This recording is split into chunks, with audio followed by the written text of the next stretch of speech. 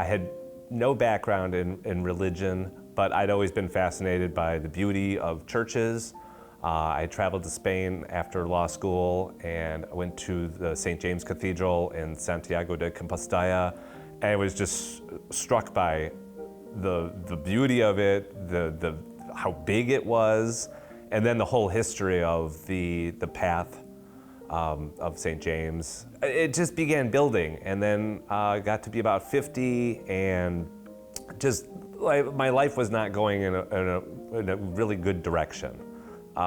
So we were actually walking on the, the 611 path right over here, and saw St. Mary's. I looked into it and saw the RCIA, and I said, it's just time to do something different. Since I've taken these classes, I definitely feel happier. There is something more to being married. It also helps having a child, which again is something that I attribute a lot to Jesus Christ, because before starting this, my wife and I had been trying to have a kid and we were not successful.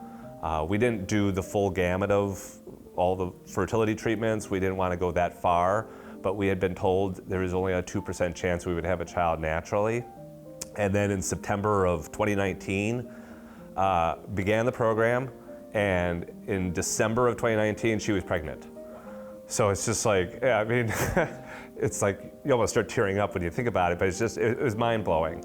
And so yes, it's a different outlook on things. You're much more joyful, and then to bring a child into the world was great as well. Two things stood out was that big misconceptions that at least I know I had as a non-Catholic and as not even a Christian, was the concept of the Immaculate Conception, which Father John explained, and then the papal infallibility, which Dan explained, which was, you know, the misconception, of course, is that it's like anything the Pope says is true. And I know lots of Protestants have harped on that for hundreds of years, or at least since the official, I think the pronouncement was in the 1800s or so.